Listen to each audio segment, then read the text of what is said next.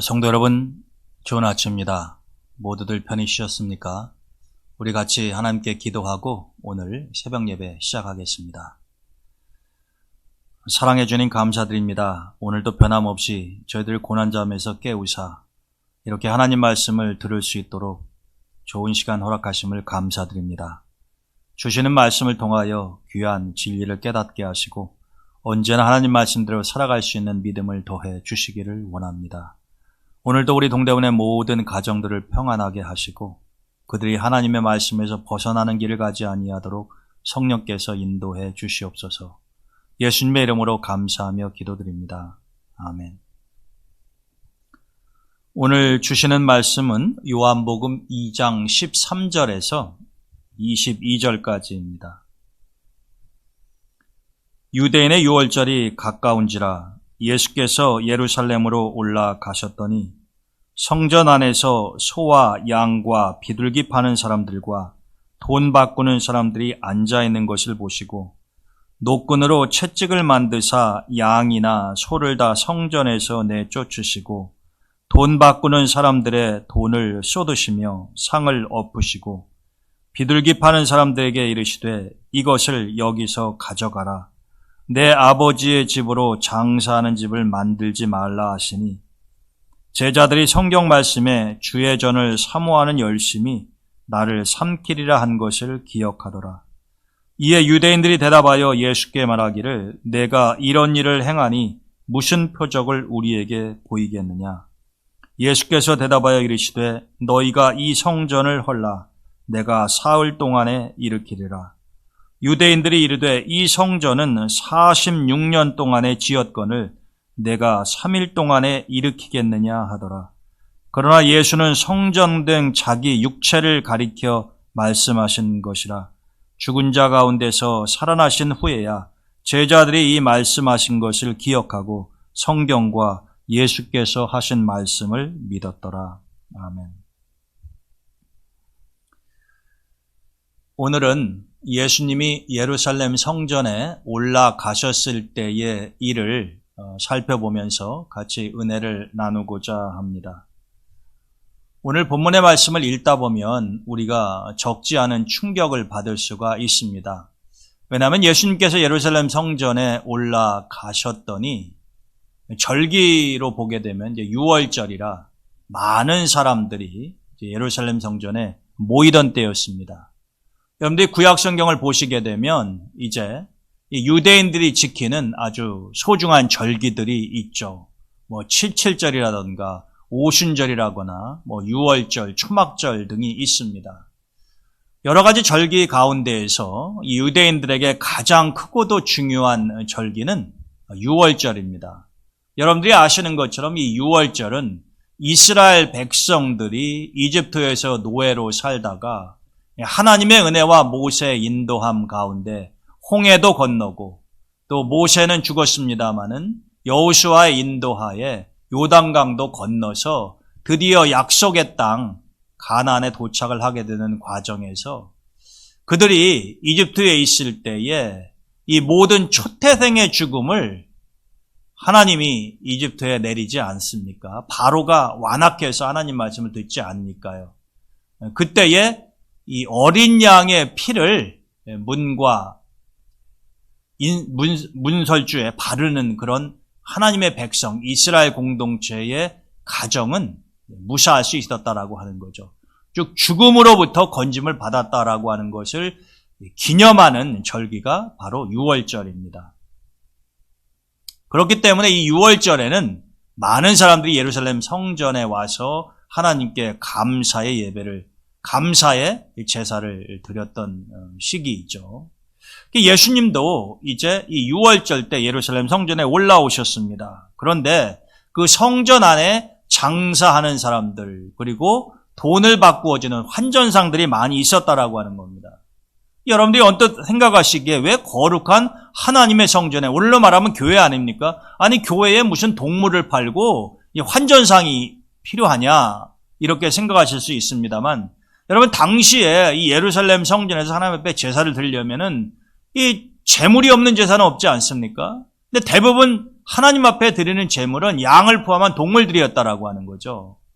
그런데도 이 구약의 제사법에 보게 되면은 이 흠이 있는 상처가 있는 동물은 하나님 앞에 제물을 드릴 수가 없었습니다.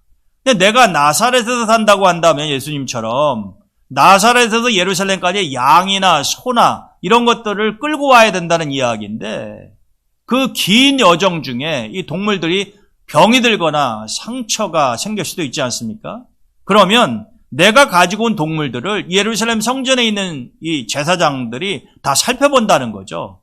그래서 합격이라고 하는 말을 듣지 않으면 하나님 앞에 제물로 드릴 수가 없는 것이에요. 그럼 어떻게 합니까? 다시 고향으로 돌아가서 다른 양을 끌고 올 수는 없는 것 아닙니까? 그래서 이런 말하자면 순례객들의 편의를 위해서 이 예루살렘 성전에 와서 이 동물들을 사서 하나님 앞에 드릴 수 있도록 편의를 제공했다라고 하는 거죠. 당연히 이 성전에서 파는 제물들의 값은 밖에서 사는 것보다 몇 배 더 지불을 해야 했습니다. 그렇지만 순례객 입장에서는 어쩔 수가 없으니 마치 울며 겨자 먹기식으로 비싸도 살 수밖에 없었던 그런 상황이었다라고 하는 것입니다. 일종의 장사였던 셈이죠.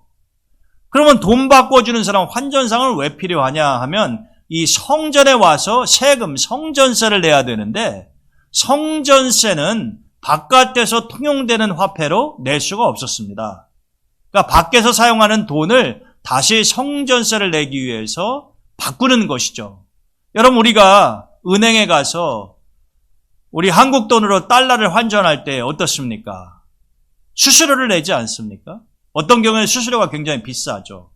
이런 것처럼 환전상들에게 수수료를 지불하고 돈을 바꾸어서 세금을 내던 그런 시절이었다라고 하는 겁니다. 당연히 환전상들은 풍류를 취했겠죠. 그러니까 이 순례객들은 제물을 드릴 때에도 또 성전세를 내기 위해서 환전을 할 때에도 이 모양 저 모양으로 돈을 수탈당하고 폭리를 취하는 사람들의 희생양이 될 수밖에 없었다라고 하는 거죠. 이러한 사실을 예수님께서는 다 꿰뚫어 보고 계셨습니다. 그래서 성전에 도착을 했을 때 장사하는 사람들을 다 내어 쫓으시고 이 돈을 바꿔주는 환전상들의 이 상을 뒤집어 엎으시고 그랬습니다. 여러분 이런 예수님의 모습을 보게 되면 언뜻 이해가 되지 않는 경우가 있지 않습니까? 이해가 잘 안 되잖아요. 아니 어떻게 그렇게 온유하신 예수님께서 어찌되었든 이런 종류의 폭력을 사용하셔서 상을 뒤집고 또 노끈으로 채찍을 만들어 사람들을 쫓아내시기까지 하는가? 도저히 이건 예수님의 모습이 아닌 것 같다. 이렇게 생각할 수도 있지 않습니까? 맞습니다. 그런데 그런 것을 모를 리가 없는 예수님께서 왜 이렇게 과격한 행동을 하시는가라고 하는 것 역시 생각해 볼 필요가 있다라고 하는 거죠. 예수님은 그들을 내어 쫓으시면서 이렇게 말씀하셨습니다. 내 아버지의 집으로 장사하는 집을 만들지 말라. 그리고 내 아버지의 집은 만민이 기도하는 집이 아니냐. 근데 너희들이 강도의 구렬로 만들었도다. 이렇게 말씀을 하십니다. 오늘 요한복음 본문에 보게 되면은 예수님께서 강도의 구렬이라고 하는 표현을 사용하시지는 않습니다만은 우리가 마가복음 11장 17절에 보게 되면은 똑같은 상황인데 예수님은 이렇게 말씀하셨다고 기록되어 있습니다. 내 집은 만민의 기도하는 집이라 칭함을 받으리라 하지 아니하였느냐. 그런데 너희는 강도의 구렬로 만들었도다. 그러니까 지금 예수님께서 분노하시는 이유가 뭡니까? 기도하는 집이 강도의 구렬로 바뀌었기 때문에 하나님의 집인 성전이 모욕을 당하고 있기 때문에 여러분 하나님의 성전인 이 예루살렘 성전이 모욕을 당한다고 하는 것은 곧 하나님 아버지를 모욕하는 것과 마찬가지다라고 주님은 생각을 하시는 거죠. 주님은 자신을 채찍질하고 머리에 가시면류관을 씌우고 손과 발에 못을 박는 사람들에게도 폭력을 사용하시지 않고 저항하거나 저주하지 않으셨습니다. 그런 예수님이 지금 성전에서 복음서에 기록된 유일한 예수님의 폭력 장면인데 이러한 일을 하신 이유가 뭘까? 예수님은 자신에게는 그 어떠한 고통과 저주가 임한다고 하더라도 그것을 다 감내하고 참을 수 있으셨지만 자신의 아버지인 하나님의 성전이 이렇게 모욕당하고 강도의 굴혈로 바뀌는 것에 대해서는 참을 수가 없었다라고 하는 거죠. 여러분, 우리가 100% 똑같은 것은 아닙니다만은 우리가 자식을 낳아서 기르면서 말이에요. 또 자식이 아버지, 부모님들을 섬기면서 내가 어떤 경우에는 모욕을 당하는 것은 참을 수 있지만 연로하신 우리 부모님이 타인들에게 모욕을 당하거나 수치를 당할 때에는 내가 모욕을 당하는 것은 참을 수 있어도 그 장면은 참을 수 없는 경우가 많이 있습니다. 또 내가 어려움을 당하는 것은 견딜 수 있는데 내 자식들이 다른 사람들에게 수모를 당하고 고통을 당하는 모습은 부모로서 참아볼 수 없는 경우가 있지 않습니까? 여러분들이 조금이라도 이런 것을 일상생활에서 경험한다고 하면은 예수님의 심정을 어느 정도 이해할 수 있지 않을까 이렇게 생각을 해봅니다. 지금 예수님은 자신에게 직접적으로 가해지는 어떠한 고난과 핍박과 어려움 때문에 이렇게 폭력적인 반응을 보이시는 것이 아니죠. 그러나 어쩌면 예수님은 자신을 괴롭히고 핍박하는 것보다 하나님의 집이 이렇게 수모를 당하면서 하나님의 영광이 가리워지는 것을 더 참기 어려웠다라고 하는 것입니다. 한편으로는 이해하기 참 어려운 것 같지만 또 다른 한편으로 우리가 조금만 생각해 보면 예수님의 심정을 충분히 이해할 수 있다라고 하는 것입니다. 자, 오늘 예수님이 성전을 정화하고 청결하게 하는 이 장면에서 우리가 생각하고 꼭 깨달아야 할 영적인 교훈이 있습니다. 첫 번째는 주님이 말씀하신 것처럼 성전, 즉 오늘날의 교회죠. 이 교회의 주인은 하나님이시다라고 하는 겁니다. 사실 새삼스러운 것도 아니고요. 어찌 보면 아주 기본적인 이야기입니다. 여러분, 예루살렘 성전은 하나님 아버지의 집이었어요. 솔로몬이 지었다고 해서 솔로몬의 성전이라고 불린다고 해서 그것이 솔로몬의 소유가 아니다라고 하는 것입니다. 예수님 당시의 성전은 솔로몬의 성전이 회파되었기 때문에 헤롯 대왕이 유대인들의 환심을 사기 위해서 46년에 걸쳐서 대대적으로 보수한 성전이에요. 솔로몬 성전의 원형도 아닙니다. 또 스룹바벨이 에스라와 함께 다시 포로 생활에서 돌아와가지고 지었던 2차 성전의 원래 모습도 아니에요. 이른바 헤롯이 리모델링한 성전을 제3차 성전이라고 불리기도 하는데 하여튼 여러분, 이게 솔로몬의 성전이다, 스룹바벨 성전이다, 헤롯의 성전이다 라고 불린다고 해서 그 성전의 원래 주인이 그들이 아니다라고 하는 거죠. 그것은 하나님의 집이며 하나님이 소유주시다라고 하는 것입니다. 여러분, 우리가 이것을 분명하고 더 철저하게 이해하고 각인시켜 놓아야 할 이유가 무엇이냐면 오늘날의 교회도 마찬가지다라고 하는 것이죠. 어떤 교회, 어떤 목사님들은 교회가 마치 자기의 개인적인 소유물인 것처럼 착각하는 경우가 많이 있습니다. 그러나 본인이 맨 땅에 헤딩하는 심정으로 교회를 개척하고 온갖 어려움을 다 겪고 난 후에 교회가 부흥했다고 해서 그것이 사유재산은 아니다라고 하는 것이죠. 부흥은 본인의 은혜도 있었겠습니다만 하나님의 은혜가 주어지지 않았으면 가능하지 않은 것이에요. 모든 것은 하나님으로부터 시작해서 하나님으로 끝나는 것입니다. 따라서 우리는 겸손하게 교회가 부흥하고 커졌다고 한다면 그것마저도 하나님의 은혜임을 인정하면서 겸손하게 사도 바울이 이야기했던 것처럼 내가 많은 일을 하였어도 내가 엄청난 사역을 했어도 나의 나된 것은 내가 잘나서가 아니요 하나님의 은혜였다라고 고백할 수 있어야 된다라고 하는 것이죠. 큰 교회든 작은 교회든 내가 부흥을 시키든 그렇지 않은 교회든 모든 교회는 다 하나님의 소유인 것입니다. 여러분, 우리 동대문 교회는 예전에 성전이 서울시에 수용이 되면서 우리 교단과 여러 가지 많은 어려운 일들이 있지 않았었습니까? 근데 사실 이 문제는 문제가 될 수 없는 것이죠. 미국 성도들이 헌금한 것 가지고 스캐더 선교사님이 당시에 우리 믿음의 선조들을 위해서 하나님의 집, 교회를 지어주고 거기에서 신앙생활 잘하면서 복음을 땅끝까지 이르러 전하라고 그렇게 미국 성도들의 사랑을 헌금을 통해서 전달한 것 아니었겠습니까? 그러면 당연히 법률적으로 법상으로 교회의 재산의 등기가 교단에 돼 있다 안 돼 있다 이런 것은 근본적인 문제가 아니다라고 하는 것이죠. 교회는 그 성도들이 사용할 수 있는 권한을 당연히 가지는 것이고 모든 이 땅의 교회들은 미국에 있든 한국에 있든 아프리카에 있든 다 하나님의 소유다라고 하는 것을 우리 모두가 다 인정하지 않으면 이것이 우리에게 탐욕을 불러일으킬 수 있는 세상의 건물로 바뀌고 만다라고 하는 것입니다. 근데 주님은 오늘 분명히 선포하십니다. 내 아버지의 집이라 그래요. 여러분 그 성전을 대대적으로 보수한 것은 헤롯이라 헤롯 성전이라고도 불리기도 하는데 주님은 그것을 이런 지하에 거부하십니다. 이 성전은 내 아버지의 집이라고 하는 거예요. 그 소유가 하나님이시고 하나님이 이 성전의 주인이시다라고 하는 것이죠. 두 번째로 우리가 기억해야 할 것은 성전의 목적이 무엇이냐라고 하는 것입니다. 교회의 존재 목적이 무엇이냐라고 하는 거예요. 우리는 예수님의 답변 속에서 그 해답을 찾을 수가 있습니다. 예수님 뭐라고 말씀하셨어요?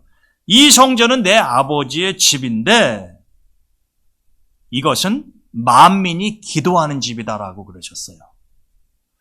여러분 저는 예수님의 이 답변 속에서 우리는 교회의 존재 목적이요. 설교 듣는 것 아닙니다. 선교하는 것 아니에요. 물론 아주 중요한 것들이고 다 하죠. 교회에서 목사님 설교하시고 하나님 말씀 선포하고 또 은혜를 받은 성도들이 전도하고 선교하고 그러면서 교회가 땅끝까지 퍼져나가고 그런 거 소중하고 다 하는 것이죠. 그러나 주님은 뭐라 말씀하십니까? 내 아버지의 집 성전은 만민이 설교를 듣는 장소다. 이렇게 1차적으로 말씀하지 아니하셨습니다. 내 아버지의 집 성전은 만민이 기도하는 집이다.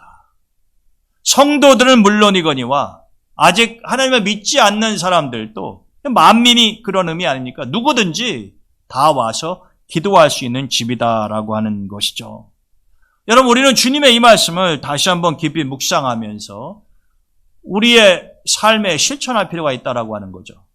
만약에 교회가 기도하는 집이라고 생각을 한다면 기도하지 않는 교회, 그것은 하나님의 집이 아닌 것이죠. 기도하는 성도들이 없는 교회, 그것은 하나님의 성전이라고 말할 수가 없다라고 하는 거죠. 그래서 여러분 하나님의 집 교회는 언제나 기도가 쉬어서는 안 된다라고 하는 것입니다. 언제나 기도하는 사람이 있어야 된다는 것이죠. 여러분 하루 24시간 릴레이 기도를 계속해서 1년 360을 해야 된다. 그런 의미는 물론 아닙니다. 그러나 1차적으로 성도들이 교회에 와서 기도하고 하나님과 영적인 대화를 나누고 이 세상에 물들지 아니하면서 하나님의 뜻대로 살아가려고 몸부림치는 그러한 시간들은 교회에 늘 있어야 된다라고 하는 것이죠. 기도가 영혼의 호흡이라고 우리는 늘상 말하지 않습니까? 숨 쉬지 않으면 죽는 것처럼 기도하지 않으면 우리가 영적으로 살 수가 없는 것이고 하나님의 집이 제 역할을 할 수가 없다라고 하는 것입니다. 여러분 예수님의 눈에 보이는 예루살렘 성전은 더 이상 기도하는 집이 아니에요. 기도하는 사람도 없었고 기도하러 오는 사람도 없었습니다. 대제사장을 포함해서 그곳에 모여있는 사람들은 형식적으로만 하나님 앞에 제물을 드리고 성전세를 내고 돌아가면 또다시 세상 사람들과 똑같은 모습으로 살아갔다는 것이죠. 그리고 그 안에 머물러 있는 사람들은 그저 돈을 버는 데만 혈안이 되어서 예수님의 눈에는 그것이 강도의 구렬로 보이는데 그들은 하나님의 이름을 팔아가면서 오직 돈만을 생각했던 강도와 다를 바 없는 거죠. 폭리를 취하면서 하나님께 제물을 드리러 온 사람들의 돈을 빼앗는 것, 그게 강도가 아니고 무엇입니까? 칼만 안 들었지 강도가 하는 일과 똑같다라고 하는 거죠. 어느 정도의 이윤을 남기는 것은 충분히 이해할 수 있습니다. 그러나 당시에는 보통 4배 이상의 폭리를 취하면서 순례객들을 수탈하는 이러한 일들을 흔히 볼 수 있었다 하는 것입니다. 여러분, 우리가 성경에 보게 되면 이 물질의 욕심을 절제하지 못해서 망한 사람들의 예를 많이 볼 수 있지 않습니까?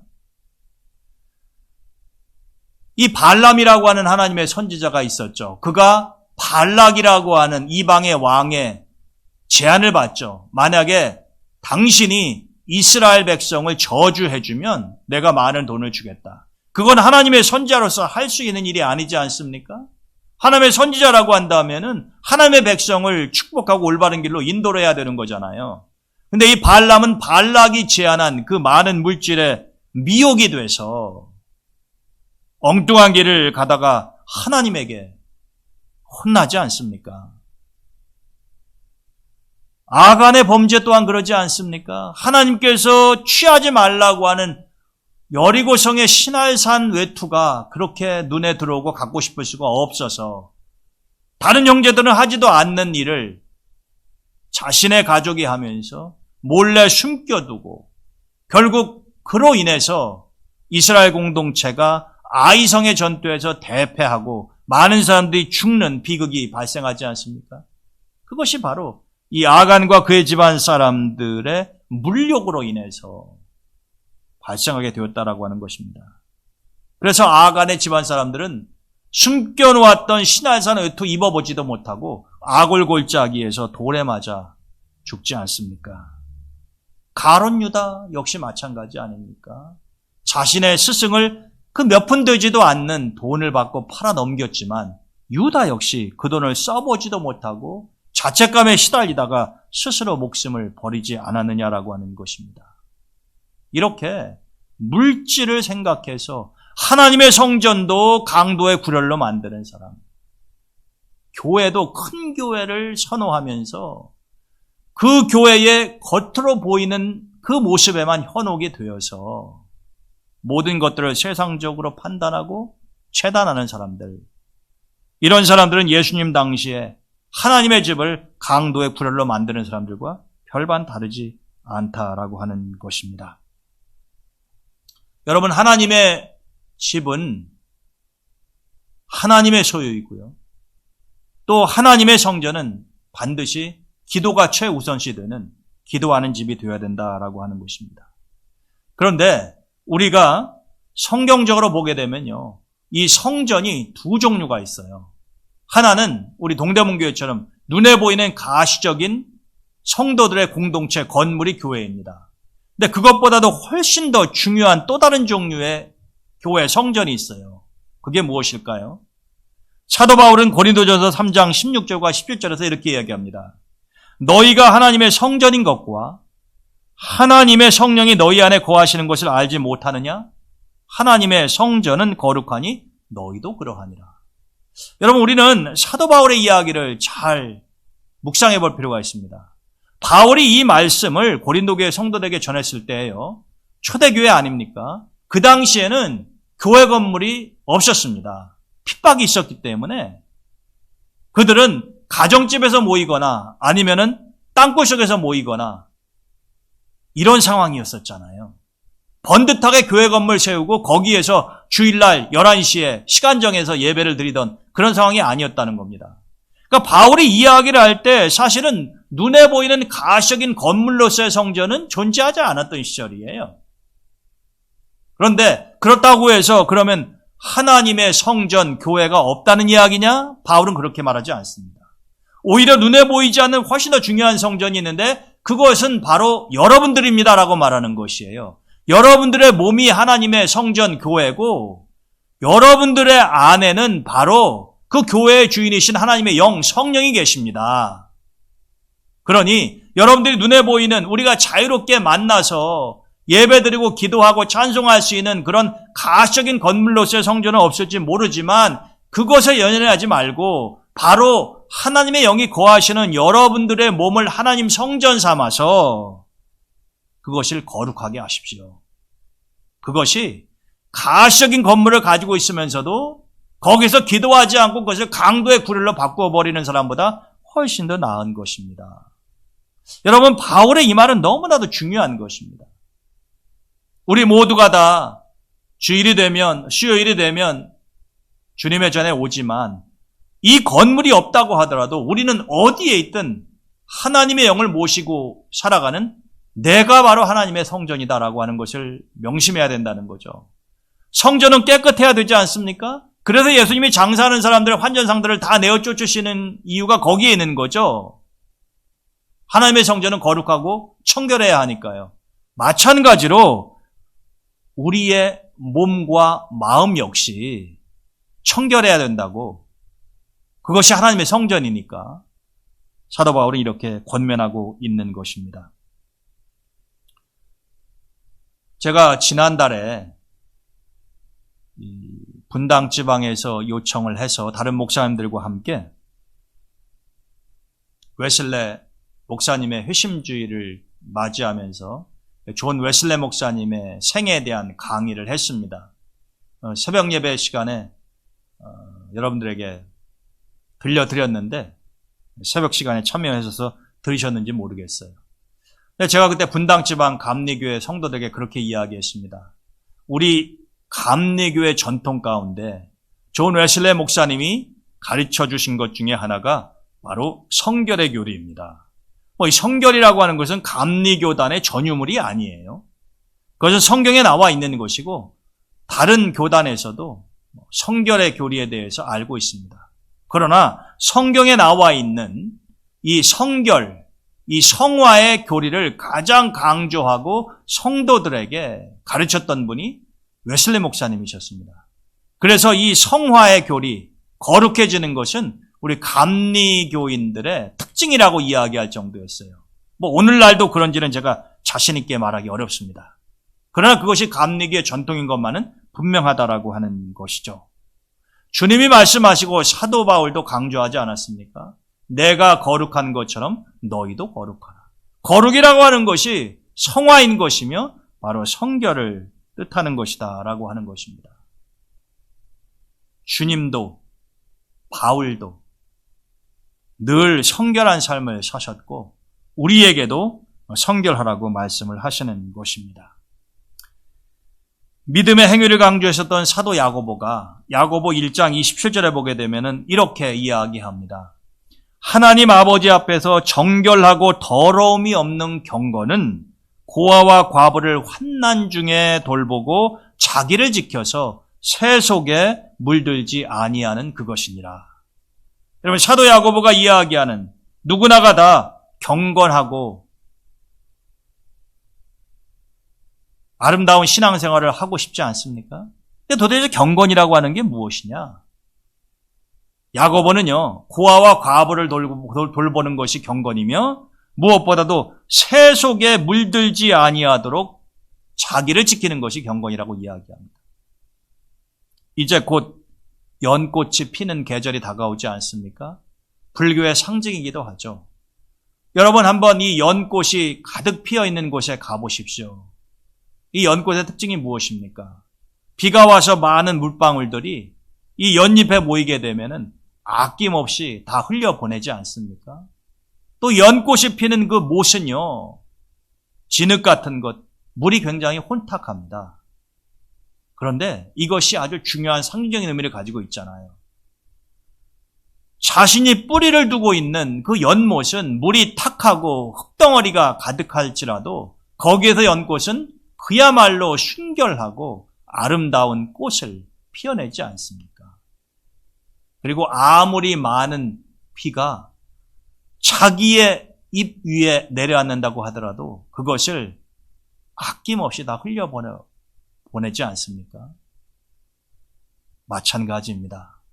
오늘 예수님께서 예루살렘 성전에 가셔서 그 성전을 정화하시는 모습을 우리가 보면서 우리는 내가 하나님의 성전이라고 하는 것을 꼭 기억을 하고 이 하나님의 성전이 더러워지지 않도록 해야 하며 하나님의 성전은 무엇보다도 기도하는 집이 되어야 하니 우리가 기도를 게을리해서는 안 되는 것이며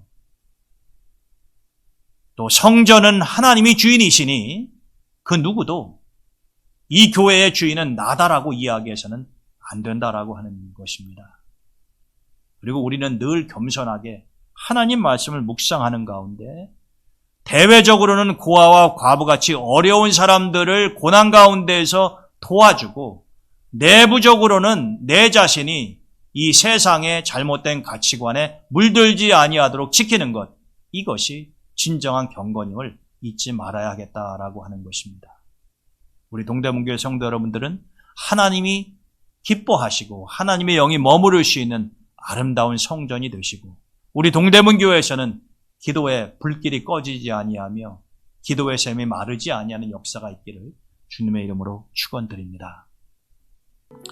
오늘도 주님의 은혜 가운데 행복하고 즐거운 하루 되시기를 바랍니다. 우리의 주변 환경은 그렇지 못하더라도 우리의 심령만큼은 주님이 주시는 은혜 가운데 복되고 아름다운 하루가 되었으면 합니다. 여러분, 오늘 하루 생활을 하실 때도 주님과 동행하시고 또 교회를 위해서, 자녀들을 위해서 기도하는 것 잊지 마시기를 바랍니다. 제가 기도하고 오늘 새벽 예배 마치도록 하겠습니다. 하나님, 오늘 주님께서 예루살렘 성전을 정화하시는 가운데에 우리에게 귀한 영적인 교훈을 주셨습니다. 하나님의 성전인 내 자신이 더러워지지 않게 하시고 우리 자신을 잘 지켜서 이 세상에 물들지 아니하도록 하나님이 도와주시기를 원합니다. 오늘 하루도 우리 동대문의 모든 가족들을 하나님이 지켜주시며 그들과 동행하시며 그들의 간구를 들어 응답해 주시옵소서. 예수님의 이름으로 감사하며 기도드립니다. 아멘.